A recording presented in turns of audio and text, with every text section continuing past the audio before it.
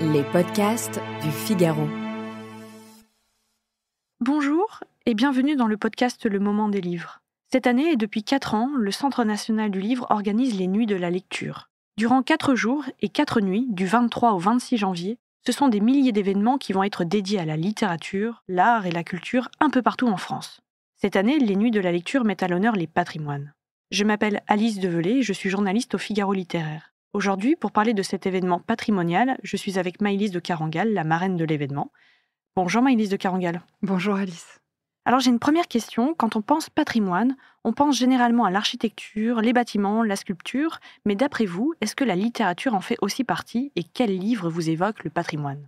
Oui, je pense que d'abord c'est une notion assez vaste, assez fuyante même. On pense que c'est un ensemble de biens qui se transmettent. Mais c'est une notion en fait assez mouvante, assez plastique, qui intègre d'ailleurs des pratiques et ce qu'on appelle aussi les patrimoines culturels. Je sais pas, une recette de cuisine, l'art des bouquets au Japon. Enfin, vous voyez, il y a des choses comme ça qu'on ne situerait pas explicitement dans la catégorie patrimoine et qui pourtant en font partie et qui ont trait en fait à la manière dont les gens vivent, à la vie des êtres.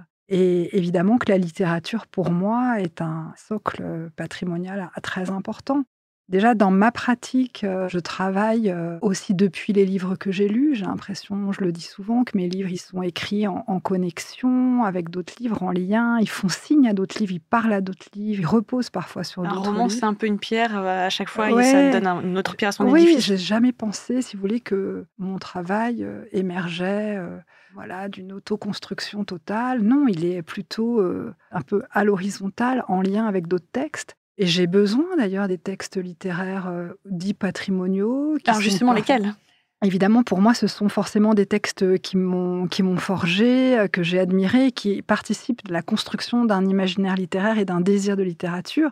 On pense l'Iliade, les Fleurs du Mal, etc. Et je m'arrête souvent volontiers sur le texte qui me semble le plus patrimonial, c'est-à-dire le plus propre à incarner cette notion-là, qui est Les Misérables de Victor Hugo. Parce que c'est un texte d'abord extrêmement audacieux, c'est-à-dire justement qui prend à rebours les notions un peu monolithiques, traditionnelles, liées au patrimoine, les notions de conservatisme. Les Misérables, c'est un texte extrêmement audacieux où évidemment que Hugo va transgresser toutes les règles. Et on apprend avec lui qu'écrire un chef-d'œuvre, c'est transgresser des règles. Je pense que ces personnages sont devenus quasiment des types universels, Jean Valjean, Cosette, Javert. Et je trouve aussi que dans son texte, lui-même accorde une immense importance à ce qui était probablement à l'époque une proto-notion de patrimoine, à la fois la ville de Paris, qui est extrêmement visible. Il écrira plus tard Notre-Dame de Paris, mais déjà dans Les Misérables, Paris est là. L'argot de Paris, il y a quand même tout un chapitre sur l'argot de Paris, donc la langue, une langue comme élément à conserver, à chérir, à protéger, une langue, un dialecte, vous voyez. En ce moment, on s'occupe aussi beaucoup de la protection des langues, des langages qui seraient susceptibles de disparaître. Et Hugo, en fait, on voit que cette fiction immense, ce roman génial, en fait, il se tisse aussi en lien avec cette notion-là. Et il lie l'architecture, effectivement, les édifices, le langage. Pour moi, c'est vraiment le grand livre du patrimoine, c'est Les Misérables. Et en parlant justement de patrimoine, j'ai ouvert le dictionnaire et je suis allée voir sa définition.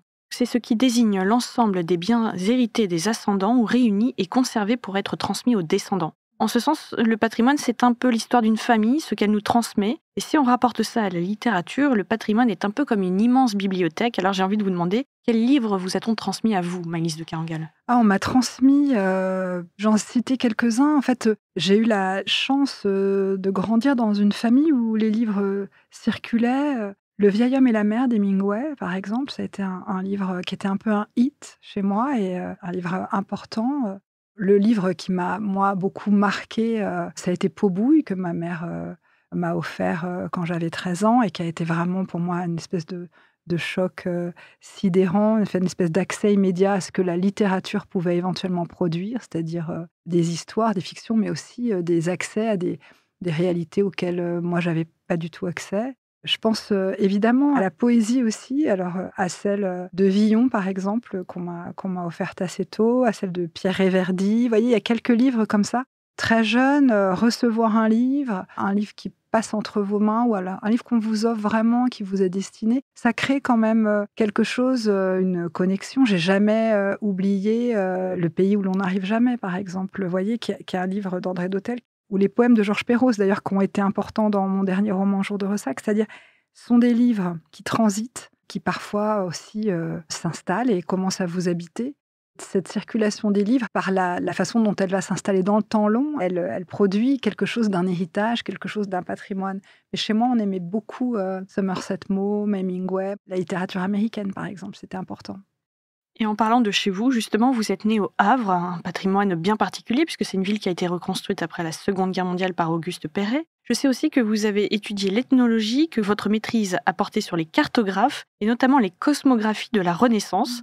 Alors j'ai une question en 2 temps. Vos romans ont souvent un lieu marqué, donc par exemple Corniche Kennedy se situe à Marseille, Naissance d'un pont se déroule dans la ville fictive de Coca en Californie, Réparer les vivants se passe sur la route du retour vers le Havre, et votre dernier roman, Jour de ressac, se situe dans cette même ville. Alors j'ai une question, à quel point l'espace, la matière, le paysage sont importants pour vous dans vos romans ?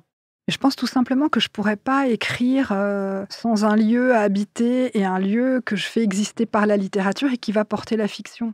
Je pense aussi que les fictions sont évidemment pas les mêmes, enfin qu'on est toujours influencé par les milieux, j'allais dire physico-sensoriels où se déploient les histoires. On n'a pas du tout peut-être la même façon de se promener, de parler, de s'aimer dans une vallée des Alpes et en bord de mer. Vous voyez, et pour moi, ça veut dire beaucoup de choses. C'est une façon de capter de la lumière, un certain rapport au corps, un rapport à la géologie, mais aussi à la géomorphologie, à la forme des paysages. D'ailleurs, paysages qui sont aussi des patrimoines, et d'ailleurs de plus en plus des patrimoines à protéger, notamment avec la manière dont le paysage peut être inquiété par les changements climatiques, par les feux de forêt, par la pollution, etc. Le paysage accède de plus en plus à une dignité totalement patrimoniale, et ça, je trouve ça intéressant. Et c'est vrai que dans mon travail, il y a une réflexion sur le paysage, parce que je pense aussi qu'écrire, au final, c'est peut-être instaurer une forme de paysage. C'est-à-dire que je me dis, parfois même, évidemment comme lectrice en premier lieu, quand je referme un livre, j'aime bien en avoir une forme d'image et que le livre soit finalement, je puisse le ramasser comme un paysage. Le paysage étant quand même une expérience d'un lieu, d'un espace sensible que l'on garde en soi. Il y a cette très très belle définition que donne souvent Gilles Clément. Le paysage, c'est aussi ce qu'on garde en soi une fois qu'on a fermé les yeux. Vous voyez qu'il y a une notion de mémoire. Ça infuse aussi, ça reste là. Exactement, c'est ce qui infuse. Et pour moi, c'est très connecté à la mémoire, notamment la notion de paysage, comme l'est la notion de patrimoine d'ailleurs. Il y a une notion de mémoire là-dedans. Et j'en viens à ma deuxième question, puisque c'était une question en 2 temps. Est-ce que la ville, le lieu où vous vous situez, l'espace en général, est important quand vous écrivez ? Est-ce que vous avez besoin d'être dans un hôtel, dans une chambre, il faut du bruit, du silence ? C'est important. Alors, j'écris depuis longtemps, donc je commence à avoir certaines pratiques. Alors, moi, j'écris mes livres dans un endroit qui est une petite chambre sous les toits, dans l'Est parisien, entre République et Bastille. Cet endroit-là, c'est l'endroit où j'écris, et puis où j'ai mes livres, mes papiers, etc. C'est une petite pièce. Après, je me dis, je peux écrire un peu partout, sauf que c'est pas le même travail. C'est-à-dire ce que je peux faire, je peux travailler un peu partout, relire, corriger, prendre des notes, comme on rêve sur un livre, etc. Mais le moment où je produis le texte d'une certaine manière, c'est dans cette chambre. Écrire au café, c'est pas trop moi. Au café, je peux faire plein de choses, annoter les livres, réfléchir à un truc, et puis par exemple relire des épreuves, des choses comme ça, ou dans des trains, chose que j'ai pas mal fréquenté ces derniers temps. Mais en revanche, l'endroit où j'écris, c'est plutôt cette pièce, et puis une autre qui est dans une autre maison où je peux séjourner plus longtemps. Mais c'est quand même cette pièce qui est comme une forme de matrice, d'une certaine manière pour moi. Alors j'ai une dernière question. On l'a compris, le patrimoine est immatériel avec la littérature. Mais durant cet événement, donc les nuits de la lecture, partout en France, des familles, des enfants pourront lier lecture et architecture. Est-ce que c'est aussi pour ça que vous êtes devenue marraine, pour transmettre le goût de l'art, de la littérature ?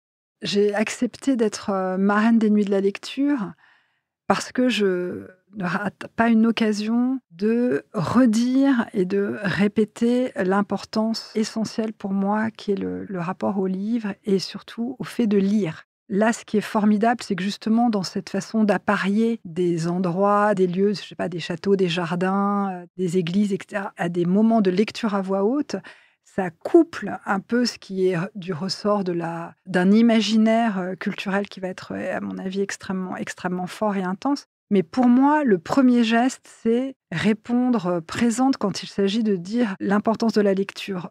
Dans un temps où la lecture est toujours un peu menacée par justement des accès parfois plus immédiats, plus faciles, le rapport aux écrans. Enfin, je ne vais pas développer ce sujet-là, mais j'ai l'impression que la lecture, pour moi, c'est précisément l'activité qui vous donne d'abord accès à une émotion qui devient très personnelle, et c'est aussi un exercice de liberté. C'est-à-dire que ce que je trouve toujours et depuis toujours extraordinaire dans le fait de lire et parfois de lire ensemble, c'est que le livre peut être le même pour tous, il est singulier pour chacun. Chacun a sa propre lecture, on débat, on s'affronte, mettez un livre au milieu de la table et on n'en dit jamais la même on chose. n'en dit jamais la même chose. Et c'est assez magnifique, cette idée qu'on puisse ressaisir et faire sien. Il y a une notion d'appropriation et en fait qui rejoint pour moi cette notion aussi d'héritage. Qu'est-ce que c'est hériter ? C'est aussi faire sien quelque chose qui vous est éloigné, qui vous est étranger, qui ne vient pas de vous, mais que finalement vous pouvez non pas forcément posséder, mais en tout cas dont vous pouvez faire l'expérience et puis transmettre. Et je trouve que cet exercice de liberté, et surtout de liberté active, au sens où cette lecture, c'est l'histoire, les personnages, les réflexions, les émotions, elles sont singulières à chaque lecteur. Pour moi, c'est assez rare. Et en fait, le livre est peut-être finalement le seul endroit où l'être humain est totalement aux commandes, finalement, de sa propre expérience, ou en tout cas aux commandes, peut-être pas parce que, voilà, il y a aussi l'emprise du texte, etc., mais est sujet. Pour moi, il y a une dimension très, très forte dans la lecture. Et là, vraiment, je trouvais ça beau. En plus, il est question de lecture à voix haute. Pour moi, la lecture à voix haute, c'est très important. Et puis, au fond, c'est faire d'une activité solitaire. La lecture, c'est quand même censé être un moment solitaire, un moment de partage. C'est vrai que la lecture à voix haute, c'est extraordinaire. Aussi parce que on croit qu'on a toujours lu dans sa tête, mais déjà, c'est complètement construit. Au départ, justement, les textes, alors c'était plus des textes religieux ou à valeur d'identification. Et puis, à un moment donné, on se replie et chacun lit en lui-même. Et là, la reprise des lectures à voix haute et la manière dont ça peut se diffuser durant cette période, c'est aussi une façon de faire entendre, de retrouver de la vocalité, de la présence. Voilà, je trouve que c'est assez beau d'entendre la littérature à l'oreille, de l'entendre portée par des corps, incarnée physiquement. Non, moi j'ai hâte de voir ça. Merci Malice de Carangal. Merci d'avoir écouté ce podcast. Vous pouvez retrouver le moment des livres sur Figaro Radio, le site du Figaro et les plateformes d'écoute. Si vous avez aimé cet épisode, n'hésitez pas à vous abonner et à laisser votre avis en commentaire. À bientôt!